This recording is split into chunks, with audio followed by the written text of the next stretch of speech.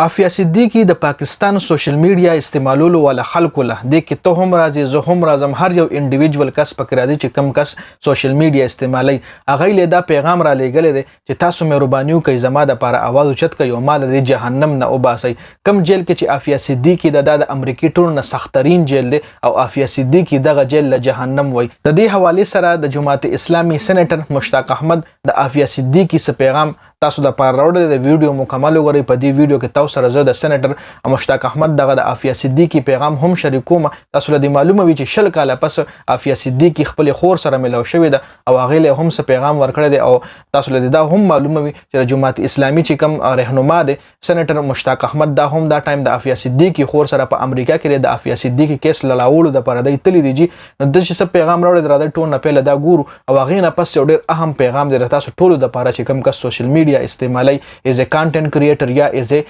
watcher صرف واچینګ کوي په سوشل میډیا باندې صرف قتل لیدل کوي صرف اوریدل کوي نو هغه ټول خلکو د لپاره پیغام دی ویډیو مکمل وګورئ راځي جی عافیہ سے پوچھا ڈاکٹر عافیہ سے کہ آپ کا پاکستان کی عوام کے نام کیا پیغام ہے تو انہوں نے کہا کہ پاکستانی جوڈیشری پاکستانی اسٹیبلشمنٹ پاکستانی حکومت پاکستان کے پارلیمنٹ پاکستان کے عوام یوتھ اور پاکستان کے سوشل میڈیا ایکٹیوسٹ اور میڈیا کے نام میرا پیغام یہ ہے کہ آپ لوگ مجھے اس جہنم سے نکالیں وہ جو ایف ایم سی کورسویل ہے اس کا جب بھی وہ ذکر کرتی تھی اپنی جیل کا وہ جہنم کا لفظ اس کے لیے استعمال کرتی تو کل جمعے کا دن ہے میں علماء سے بھی اپیل کرتا ہوں خطبہ سے بھی اپیل کرتا ہوں کہ وہ جمعے کے خطبوں میں عوام کو ایجوکیٹ کرے عوام کو آگاہ کرے کہ ڈاکٹر عافیہ کی صحت گر رہی ہے ان کی یادداشت متاثر ہو رہی ہے ان کے سامنے کے 4 دانت جو ہیں وہ ٹوٹ چکے ہیں ان کے سر کے اوپر زخم ہیں اور ان کی حالت سے قوم کو آگاہ کریں جمعے کے خطبوں میں اور عوام سے اپیل کریں کہ وہ کردار ادا کریں ڈاکٹر عافیہ کو پاکستان لانے کے لیے حکمرانوں پر دباؤ بڑھانے کے لیے اور حکمرانوں سے بھی اپیل کریں کہ اس پہ پوری پاکستانی قوم گنہگار ہے یہ اسلام کی بیٹی ہے پاکستان کی غیرت ہے پاکستانی نیشنل ہے امریکن نیشنل نہیں ہے پاکستان سے اغوا کیا گیا ہے یہ غیر قانونی ہے بین الاقوامی قانون کی خلاف ورزی ہے کہ وہ پاکستان سے اغوا کر کے آپ اسے امریکہ لے آئیں تو حکمرانوں کو سے مطالبہ کرے حکمرانوں پہ دباؤ ڈالے کہ ڈاکٹر عافیہ کو پاکستان جو ہے واپس لائے جائے تو میں علماء سے کل جمعے کے دن خطبہ سے یہی اپیل کروں گا کہ وہ جمعے کے خطبوں میں عوام کو ایجوکیٹ بھی کریں عوام سے نکلنے کا مطالبہ بھی کریں اور حکمرانوں سے بھی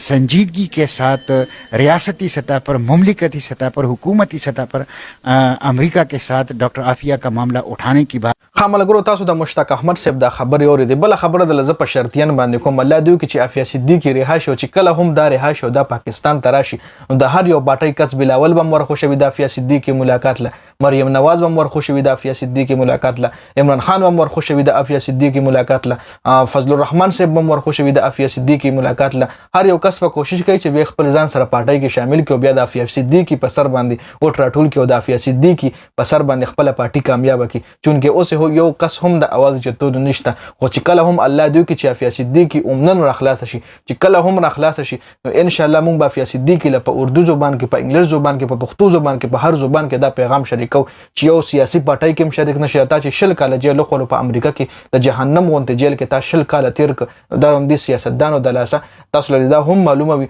دا پرویز مشرف په دور کې امریکای گرفتار کړي و چونکې پرویز مشرف اوس وفات شوی دی چونکې مړو پسې بدویل نی پکاره خو داغه په دور حکومت کې داغه په سربراهۍ کې د امریکای گرفتار کړي و جی نو اوس دعا کوي څومره هم تاسو له سېنیټر مشتاق احمد صاحب هم دا خبرې ووري چې ټول قوم نه ریکویسټ کړي چې د عافیه صدیقي د لپاره سپیشلی دعا کوي چې الله پاکي ریلیز کی زر تر زر او په سوشل میډیا څومره هم یوزرز دي کاغه کانټنټ کریئټر دی کاغه جنرال یوزر دی صرف یوزینګ کوي کانټنټ کریئټر نه دی نو که کانټنټ کریئټر دی هغه په کار چې ویډیو په جوړه کې څنګه طاهر خان په جوړه کا دینه مخکې ما یو ویډیو کې هغه پیغام هم ورکړو ما ویډیو باغ نه کتلی په خپل ځان ویډیو جوړه کړی هغه کې هم احساس ته شکر الحمدلله مسلمان دی او بیا پښتون دی نو کبیر افریدی له هم په کار دی بل زمون چې کم